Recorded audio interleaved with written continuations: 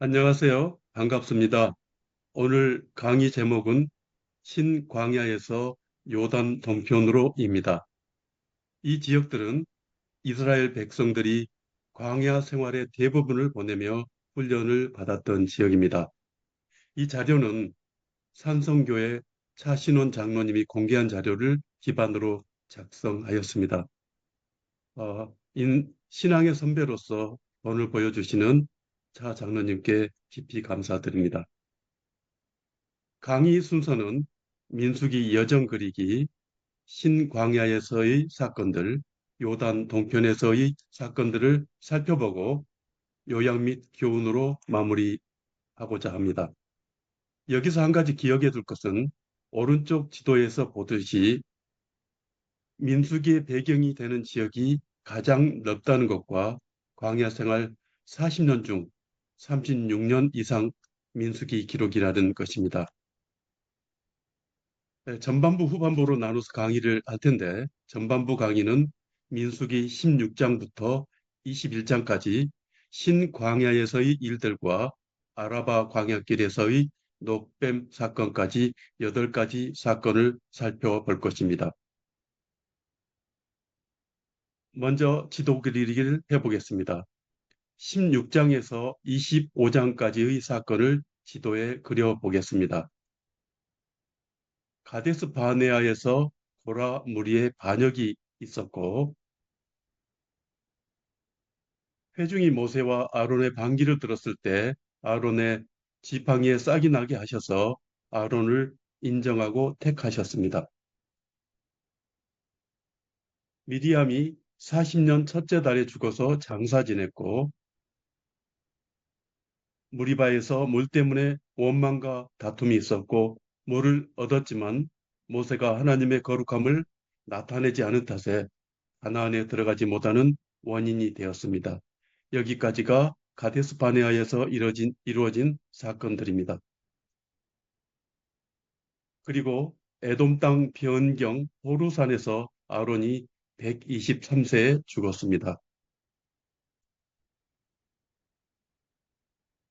이후 이스라엘이 가데스에서 출발하였는데 네겝에 거주하는 아랏 왕이 이스라엘을 공격하자 호르마에서 아랏 왕과 그 백성을 멸하였고 홍해길을 따라 에돔 땅을 우회하려 하였다가 이 길로 말미암아 백성이 원망하여 노뱀 사건이 일어났습니다. 이후 요단 동편의 사건을 그려보면 이렇게 됩니다. 이 부분은 다음 B지도에서 상세히 살펴보겠습니다. 16장부터의 여정을 B지도에 그려봅니다. 아랏 왕의 복수는 이스라엘이 가데스를 출발하여 호르마에서 아랏 왕과 성읍을 다 멸한 사건이고 후논에서 노뱀 사건이 있었고 이곳을 떠나 모압 동쪽 광야 이에야 바림에 진을 쳤고 이에야 바림을 떠나 모압과 아모리 경계 아르논 강에 진을 치고 아모리 왕 시온에게 지나가기를 요청하였으나 시온이 야하스까지 나와 도전하므로 야하스에서 시온을 치고 헤스본을 점령하였으며 아르논 강에서부터 야복강까지의 모든 성읍을 빼앗았습니다. 이어 바산을 정탐하러 보냈는데 바산왕 옥이 에드레이까지 나와 싸우려 하자 이스라엘이 싸워서 이기고 그 땅을 모두 점령하였습니다. 여기서부터는 신광야에서 있었던 일들을 하나씩 살펴보겠습니다. 이스라엘 백성이 가나안 입성이 지연되자 레이 종손 고라와 루벤 자손 다단과 아비람과 원이 당을 짓고 이스라엘 지휘관 256만과 함께 일어나서 모세에 대항하였습니다. 이것은 리더십에 대한 도전이었습니다. 레이는 게르손, 고앗, 무라리 세 아들이 있었고 보앗은 아므람과 이스알 등 네 명의 아들이 있었는데 아므람은 미리암, 아론, 모세를 낳았고 이스알은 고라와 네벡, 시그디를 낳았습니다. 고라 자손은 성물을 담당하는 사람들이고 르우벤 지파는 육신적 장자 지파였기에 혈통적으로 장자가 될 수 있는 자들의 밀란이었던 반란이었던 것입니다. 고라는 모세와 사촌지간이었습니다. 고라는 당을 지어 모세와 아론에 대항하여 이스라엘 회중이 다 각각 거룩하고 여호와께서도 그들 중에 계신데도 모세와 아론이 분수에 넘치게 여호와의 총회 위에 스스로 높여 독재를 한다고 항의합니다. 모세의 사촌 고라는 성막과 제사장 제도에 대하여 불만을 가졌고 다단과 아비람은 고라 자손과 함께 남쪽에 진을 치고 있어서 고라의 반역에 합세하였고 또 총회에서 이름 있는 지휘관 250명이 합세하여 반역이 더욱 확대되었습니다. 모세는 고라의 말을 듣고 엎드렸다가 여호와께서 자기에게 속한 자가 누구인지 거룩한 자가 누구인지 결정하실 것이라며 모두 불피운 향로를 여호와 앞으로 가져오라고 합니다. 마단과 아비람은 모세가 우리를 적과 꿀이 흐르는 애굽 땅에서 이끌어내어 광야에서 죽이려 함이 작은 일이 아닐진데 오히려 왕이 되려 한다며 모세가 실패했다고 비난하고 지도자가 될 수 없다고 합니다. 다단의 불만은 자신의 지파가 장자 지파인데 넷째인 유다 지파에 밀려서 유다 지파가 성막 동편에 진을 치고 또 행군 순서에서도 자신의 지파가 선두가 되지 못한다는 것이었습니다. 모세는 자신이 왕노릇한다는 비난을 받자 하나님께서 그들의 헌물을 받아주지 마실 것을 기도하면서 자신은 그들의 나귀 한 마리도 빼앗지 않았고 또 한 사람도 해하지 않았다고 하나님 앞에서 자신을 변호합니다. 모세는 고라에게 너와 너의 온 무리는 내일 여호와 앞에 나아오되 250명 모두 제각기 향로를 들고 여호와 앞으로 가져오고 고라와 아론도 각자의 향로를 가져오라고 합니다. 그들 모두가 향로를 가지고 회막문에 섰습니다. 이때 고라가 온 회중을 회막문에 모으고 모세와 아론을 대적하려 하자 여호와의 영광이 온 회중에게 나타납니다. 여호와께서 모세와 아론에게 너희는 이 회중에게서 떠나라. 내가 순식간에 그들을 멸하러 하노라 라고 하시자 모세와 아론이 엎드려 하나님이여 모든 육체의 생명의 하나님이여 한 사람이 범죄하였거늘 온 회중에게 진노하시나이까 라고 부르짖습니다. 그러자 여호와께서 모세에게 회중에게 명령하여 보라와 다단과 아비람의 장막 사방에서 떠나라 하라고 하시니 모세가 회중에게 이 악인들이 장막에서 떠나고 그들의 물건을 만지지 말라. 그들의 모든 죄 중에서 너희도 멸망할까 두려워하노라 합니다. 모세는 또 여호와께서 나를 보내어 이 모든 일을 행하게 하신 것이요 내가 임의로 하는 것이 아닌 줄을 이 일을 보고 알리라 하면서 만일 여호와께서 땅의 입을 열어 이 사람들과 소유물을 삼켜 산채로 소홀에 빠지게 하시면 이 사람들이 여호와를 멸시한 것인 줄 너희가 알리라 합니다. 모세가 이 말을 마치자마자 그들이 섰던 땅 바닥이 갈라집니다. 땅이 입을 열어 그들과 그들의 집과 보라에 속한 모든 사람과 그들의 재물을 삼켜 버렸습니다. 성경은 산채로 소홀에 빠지며 땅이 그 위에 덮이니 그들이 회중 가운데서 망하니라고 그 현장을 생생하게 묘사합니다. 또 여호와께로부터 불이 나와서 분향하는 250명을 살랐습니다. 다음 날 이스라엘 자손의 온 회중이 모세와 아론을 원망하여 너희가 여호와의 백성을 죽였다고 하면서 반역자들의 멸망 책임을 모세와 아론에게 돌립니다. 이처럼 모세와 아론에 대한 불신이 백성 가운데서 자리 잡고 있었던 것입니다.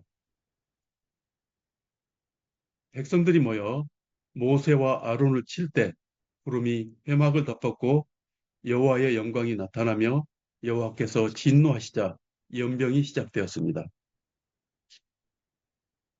여호와께서 모세에게 너희는 이 회중에서 떠나라. 내가 순식간에 그들을 멸하러 하노라 하실 때 모세가 아론에게 너는 향로를 가져다가 제단에 불을 담고 그 위에 향을 피워 급히 회중에게로 가서 그들을 위하여 속죄하라. 여호와께서 진노하셨으므로 연병이 시작되었음이라고 합니다. 아론이 향로를 가지고 회중에게 달려갔을 때 이미 연병이 시작되었으나 백성을 위하여 속죄하고 죽은 자와 산자 사이에 섰을 때 연병이 그쳤습니다. 연병으로 죽은 자는 보라의 반역으로 죽은 자 외에 1만 4천 명이었습니다. 여호와께서 모세에게 너는 이스라엘 자손에게 명하여 각 조상의 가문을 따라 지팡이 하나씩 취하여 각 수령의 이름을 지팡이에 쓰고 여호와와 만나는 회막 안 증거궤 앞에 두라 하십니다. 내가 택한 자의 지팡이에는 싹이 나리니 이것으로 이스라엘 자손이 너희에게 원망하는 말을 내 앞에서 그치게 하리라 하십니다. 모세가 지팡이 12를 여호와 앞에 두었다가 이튿날 증거의 장막에 들어가 본즉 레위 자손의 대표 아론의 지팡이에 움이 돋고 순이 나며 꽃이 피어 살구 열매가 열렸습니다. 여호와는 당신이 택하여 권위를 부여하였음을 보여주기 위해 그렇게 하신 것입니다. 여호와께서 또 모세에게 아론의 지팡이를 증거궤에 간직하여 반역한 자에 대한 표징이 되게 하여 다시는 하나님께 대한 원망을 그치고 죽지 않게 할지니라 하십니다. 호라무리의 반역 사건은 여호와께서 모세와 아론의 위치를 인정하심으로써 종결되었습니다. 아몬드 꽃과 가지에 달린 열매, 수확한 열매의 모습입니다. 오른쪽 수확한 열매의 모습은 작년 성지순례 때 트리키에서 찍었던 것입니다.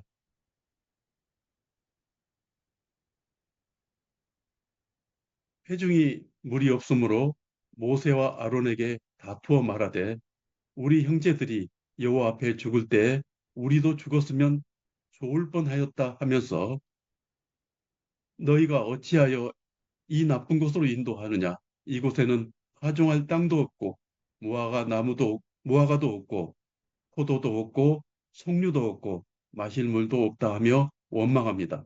이들은 하나님 말씀대로 38년간이나 가데스 주의를 맴돌았던 것입니다. 여호와께서 모세에게 지팡이를 가지고 회중을 모으고 그들의 목전에서 반석에게 명령하여 물을 내라 하셨는데 모세는 반역한 너희여 들으라 우리가 너희를 위하여 이 반석에서 물을 내랴 하고 지팡이로 반석을 2번 치자 물이 솟아났습니다.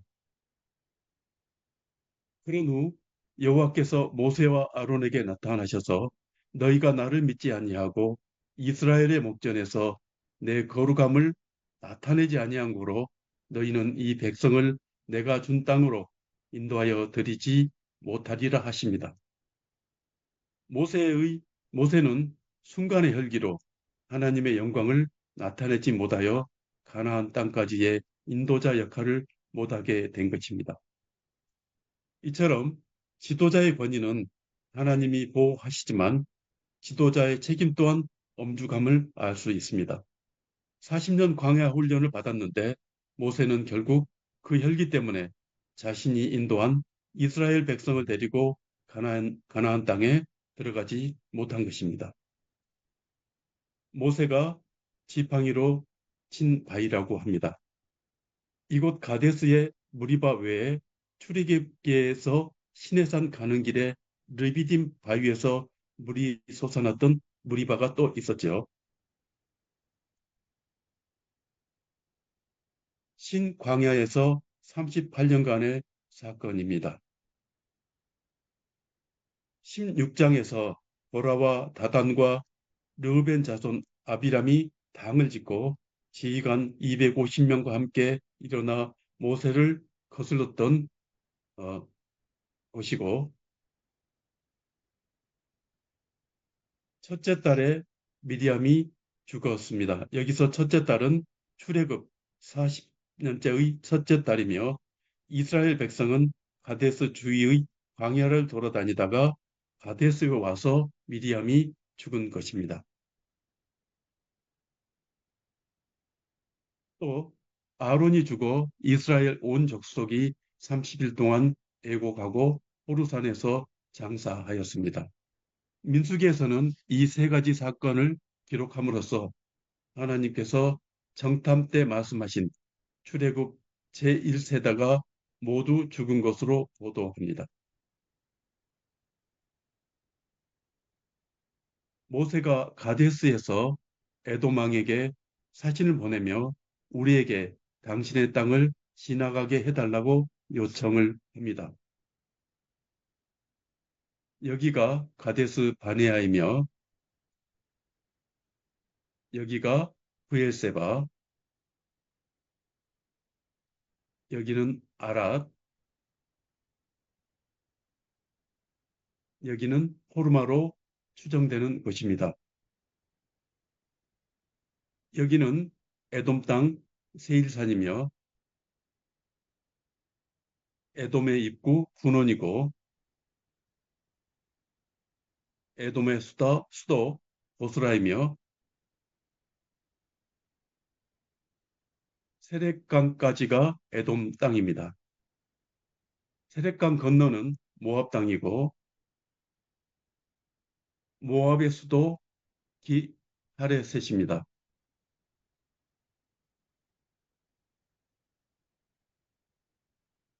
이 길이 아다람길, 정탐의 길이며 이 길은 에돔을 통과하여 왕의 대로로 연결됩니다.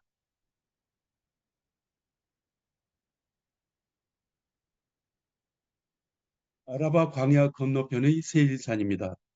에돔 산지는 에서의 별명인 에돔이라는 의미대로 붉은 바위산입니다.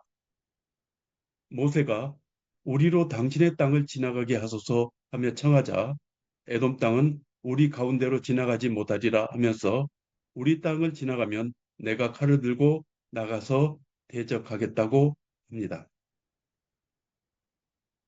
에돔 왕이 이스라엘이 그 영토를 지나감을 용납하지 아니하므로 이스라엘은 그들에게서 돌이키게 됩니다.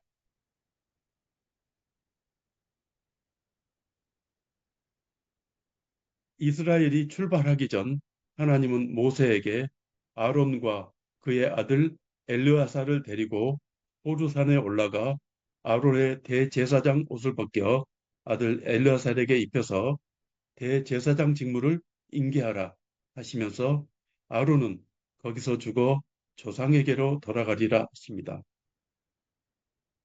아론이 죽은 때는 이스라엘 자손이 애굽 땅에서 나온 지 40년 5월 초 하루였으며 죽은 때의 나이는 123세였습니다.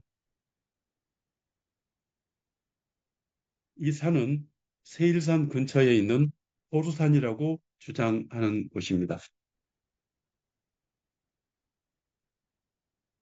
아론은 레이의 증손으로 모세의 형이었으며 하나님이 모세의 대언자로 세우셨고 초대 대제사장이 되었고 보라가 대제사장 직분에 반기를 들었을 때 하나님이 그의 지팡이에 싹이 나게 하여 편을 들어주셨으며 죽을 때 아들 엘르아살에게 대제사장직을 물려주어 대대로 이스라엘 제사장 가문으로 세우셨습니다.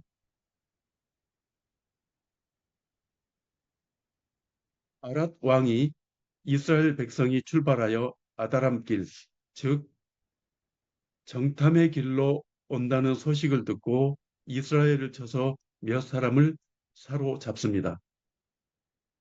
이 상황에서 이스라엘이 여호와께 서원하여 주께서 이 백성을 우리 손에 넘기시면 그들의 성읍을 다 멸하겠다고 하자 여호와께서 가나안 사람을 이스라엘 손에 넘기셔서 이스라엘 백성이 가나안 사람과 그들의 성읍을 다 멸하고 그 이름을 호르마라 하였습니다. 호르마는 완전히 멸하였다는 뜻인데 하나님께 드리는 물건을 뜻하는 헤렘과 어근이 같습니다. 아랍 군대는 그야말로 재물이 된 것입니다. 후에 하나님께서 사울 왕에게 이곳의 아말렉 사람들을 헤렘으로 드리라고 했지만 사울 왕은 욕심에 이끌려 헤렘의 일부를 가져오므로 결국 하나님께 버림받았습니다. 헤렘으로 드려진 호르마가 있었음에도 역사에서 교훈을 얻지 못하면 그 최후가 참으로 비참해짐을 알 수가 있습니다. 이스라엘 백성이 에돔 산지를 통과할 때 건너야 할 아라바 광야입니다. 이 사진은 신광야에서 보는 아라바 광야이며 이 사진은 홍해 쪽에서 보는 남북의 아라바 광야입니다. 맨 위가 염해입니다. 백성이 호르산을 출발하여 홍해길을 따라 에돔 땅을 우회하려 하였다가 길로 말미암아 마음이 상했습니다.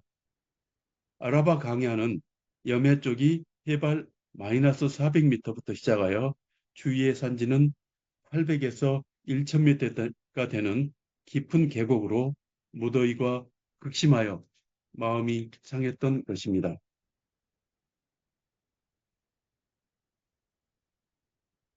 유다 백성들은 하나님을 믿지 못하고 하나님과 모세를 원망하면서 어찌하여 우리를 애굽 땅에서 인도해 내어 이 땅에서 죽게 하는가? 이곳에서는 먹을 것도 없고 물도 없도다. 우리 마음이 이 하찮은 음식 만나를 싫어하노라 합니다. 조금 전에 아랏 왕을 이기고 반나절만 올라가면 헤브론에 이를 수 있었는데 하나님께서 뒤로 돌아가 하심으로 남쪽 광야를 돌게 되었으니 볼멘 소리가 나올 만도 했습니다. 그러나 이스라엘에게 마지막 시험은 원망할 수밖에 없는 환경에서도 감사하는 것이었습니다. 하나님은 어려운 환경일지라도 하나님을 끝까지 신뢰하기를 원하시기 때문입니다. 그러나 대부분 이 시험에 실패합니다. 이스라엘 백성이 불평하자 여호와께서 불뱀을 보내어 백성을 몰게 함으로 죽은 자가 많았습니다. 광야의 불뱀은 크기는 작지만 맹독을 가지고 있습니다. 위의 뱀은 이문범 목사님이 팀나 구리광산에서 발견한 12cm 크기의 구리뱀입니다. 백성들이 모세에게 우리가 여호와 당신을 향하여 원망함으로 범죄하였나이다 하면서 기도를 부탁하자 모세는 이 뱀들이 우리에게서 떠나가게 하소서 하며 백성들을 위하여 기도합니다. 여호와께서 불뱀을 만들어 장대 위에 매달아라 물린 자마다 이것을 보면 살리라 하시자 모세가 놋뱀을 만들어 장대 위에 다니 뱀에 물린 자가 놋뱀을 쳐다본즉 모두 살게 되었습니다. 그 모습이 예수님 당시 저주의 상징이었던 예수님의 십자가와 닮았습니다. 백성은 불뱀을 몰아내기를 원했지만 하나님은 놋뱀을 만들어 바라보게 하셨습니다. 실물 크기의 뱀을 만들었다면 사진에서 보듯이 매우 작았을 것입니다. 사람들은 화려함이 아닌 소박하고 저주스러운 뱀을 바라보며 구원을 얻었습니다. 예수님은 복음의 핵심과 관련지어 모세가 광야에서 뱀을 든 것 같이 인자도 들려야 하리니 이는 그를 믿는 자마다 영생을 얻게 하려 하심이라. 하나님이 세상을 이처럼 사랑하사 독생자를 주셨으니 이는 그를 믿는 자마다 멸망하지 않고 영생을 얻게 하려 하심이라 말씀하셨습니다.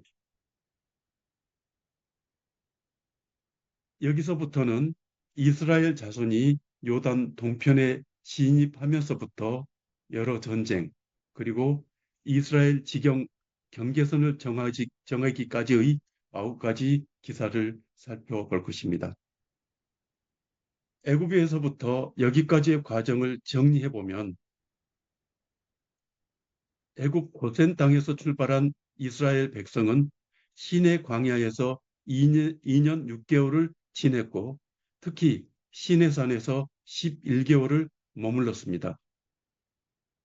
그 후 가데스에서 정탐꾼을 보냈으나 가나안에 들어가기를 거부하여 37년 6개월 가까이 광야를 방황하게 되었습니다. 40년이 다 되어 이스라엘은 가데스에서 호르산을 향하다 홍해 길로 나아가서 지금 또 공부할 요단 동편으로 향하여 나아갑니다. 모압 평지로 진입하기까지의 사건들과 경로를 살펴보면 가데스 바네아에서 출발하여 호르산에서 아론을 장사하고 호르마에서 아랏 왕을 멸하고 분원에서 노뱀 사건이 있었으며 이에야 바림의 진을 치고 세렛강을 건너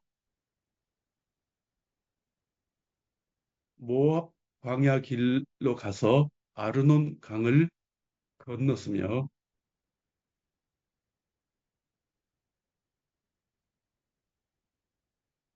디본을 거쳐 야하스에서 시온을 죽이고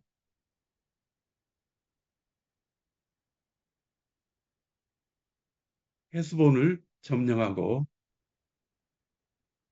계속하여 바산왕 옥을 죽이고 그 땅을 차지하였습니다.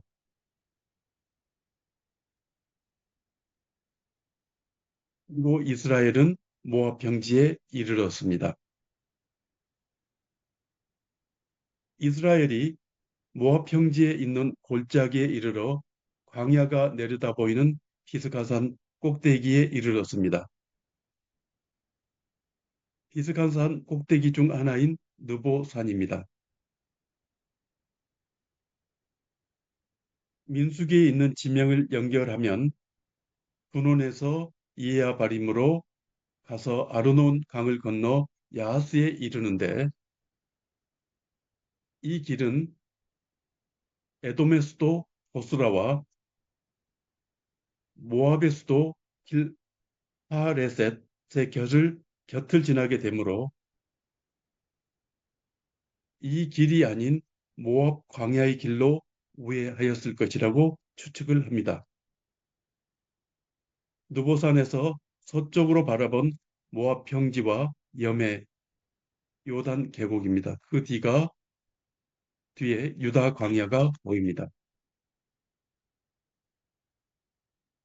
아모리 왕 시혼과의 전투는 시온이 이스라엘이 자기 영토로 지나감을 용납하지 아니하고 광야로 나와서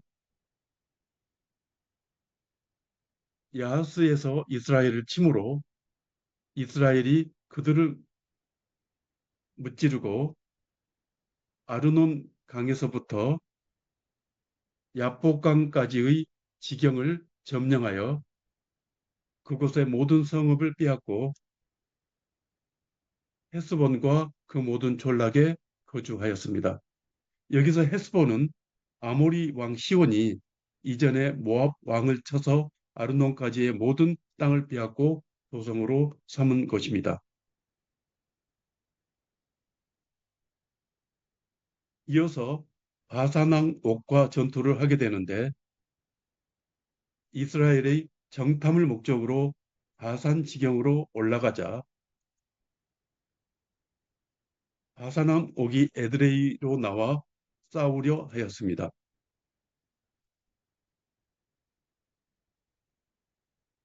여호와께서 모세에게 그들을 두려워하지 말라. 내가 그와 그의 모든 땅을 내게 넘겼나니 너는 헤스본에 거주하던 시온에게 행한 것 같이 그에게도 행하라고 하신 말씀에 따라서 그의 백성을 다 쳐서 한 사람도 남기지 아니하고 그의 땅 바산을 점령하였습니다. 이렇게 모세가 요단 동편을 점령하는 방식은 요단강을 건넌 이스라엘이 가나안을 차지할 때 모델이 되었습니다. 점령하고 모두 멸절하는 방식입니다. 점령한 성에 백성을 쳐서 한 사람도 남기지 않는 방식은 잔인해 보일지 모르지만 하나님의 심판자가 되어 제약의 땅을 정결하게 하는 것은 제사장 나라 이스라엘의 임무였기도 했습니다. 도의 녹색 부분이 이스라엘이 점령한 요단 동편입니다. 이스라엘이 모압 평지에 진을 쳤는데 모압 평지는 요단 건너에 있는 여리고의 맞은편이었습니다. 모압 왕 십볼의 아들 발락은 이스라엘이 아모리인에게 행한 모든 일을 보았으므로 심히 두려워하고 백성 수가 많은 이스라엘 자손 때문에 범민하였습니다.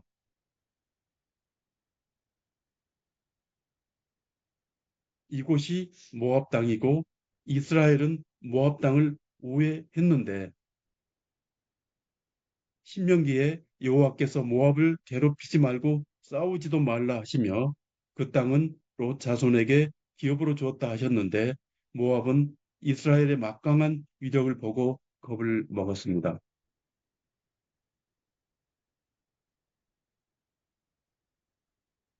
모압 왕 발락은 발람에게 사신을 보내요.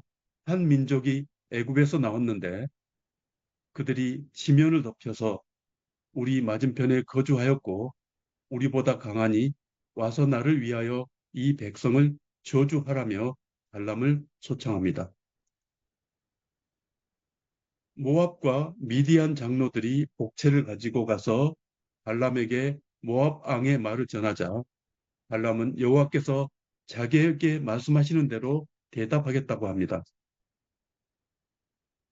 밤에 하나님께서 발람에게 너는 가지도 말고 그 백성을 저주하지도 말라. 그들은 복받은 자니라 하십니다. 발람이 장로들에게 그대로 전하자 그들이 돌아갑니다. 발락은 다시 더 높은 고관들을 더 많이 보내며 거리끼지 말고 오라 하면서 발람을 높여 크게 존귀하게 하고 발람의 말대로 다 시행하겠다고 하자 발람은 혹시나 하고 여호와께서 무슨 말씀을 하시는지 알아보겠다고 합니다. 밤에 하나님이 발람에게 일어나 함께 가라. 그러나 내가 너에게 이르는 말만 준행하라고 하십니다. 그런데 발람이 발락에게 가자 하나님이 진노하셔서 여호와의 사자가 그를 막으려고 길에 섰습니다. 나귀가 여호와의 사자를 보고 길에서 벗어나 밭으로 들어가자 발람이 나귀를 돌이키려고 채찍질합니다. 그러나 나귀가 이번에는 밤에 비벼서 발람의 발을 이기자 또 채찍질을 합니다. 이번에는 나귀가 엎드리자 발람이 크게 놓아여 지팡이로 나귀를 때립니다. 이때 여호와께서 나귀의 입을 여셔서 나귀가 주인에게 왜 때리느냐고 말을 하니 발람은 나에게 거역하기 때문이라고 하면서 내 손에 칼이 있었다면 곧 너를 죽였으리라고 화가 나서 말합니다. 그때 나귀가 당신을 평생 태웠는데 내가 언제 이같이 하는 버릇이 있었더냐고 하니 발람이 없었다고 답합니다. 그때 여호와께서 발람의 눈을 밝히시자 그는 여호와의 사자가 손에 칼을 들고 길에 선 것을 보고 머리를 숙이고 엎드립니다. 여호와의 사자가 내 길이 사악함으로 저를 막으려고 나왔더니 나귀가 나를 보고 세 번이나 피했는데 그렇지 않았으면 내가 벌써 너를 죽였으리라고 합니다. 발람은 내가 범죄하였나이다 하며 하나님께서 기뻐하지 아니하시면 나는 돌아가겠다고 하자 여호와의 사자는 그 사람들과 함께 가라고 하면서 내가 내게 이르는 말만 말하라고 합니다. 하나님께서는 발람이 하나님 말씀만 따르도록 사전 조치하신 것입니다.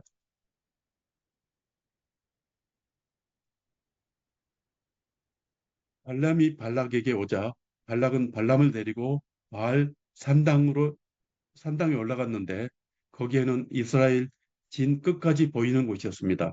발람이 제단에서 번제물을 드릴 때 여호와께서 자기 입에 말씀을 주신 대로 예언하였는데 그 내용을 요약하면 하나님이 저주하지 않는 자를 저주할 수 없도다.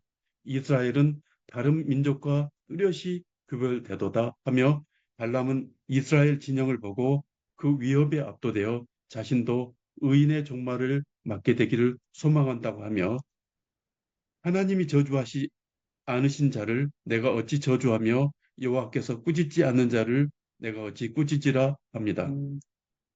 그러자 발락은 나의 원수를 저주하라고 데려왔는데 오히려 축복하였다 하면서 이스라엘의 진 끝만 보이는 곳으로 데려가서 자신을 위하여 저주하라 합니다. 이번에도 발람이 여호와께 번제를 드리자 여호와께서 발람의 입에 말씀을 주십니다. 두 번째 발람의 예언은 하나님의 축복의 말씀을 자신이 바꾸지 못하며 이스라엘의 허물을 용서하시는 여호와의 사랑과 이스라엘과 여호와의 친밀한 관계를 묘사하며 여호와께서 함께 하심으로 그들이 강인하며 어떠한 사술과 복술로도 그들을 해치 못하며 하나님으로 인하여 계속 승승장구할 것이라 예언합니다.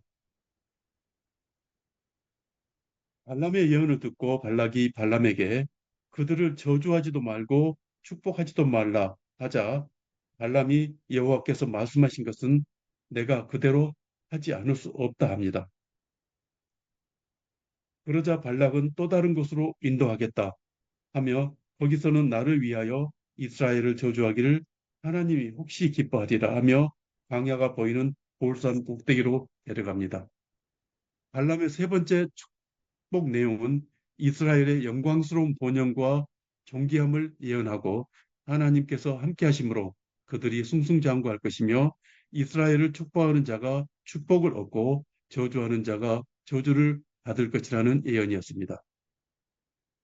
야곱이여 내 장막들이 이스라엘이여 내 거처들이 어찌 그리 아름다운고 그의 왕이 아각보다 높으니 그의 나라가 흥왕하리로다.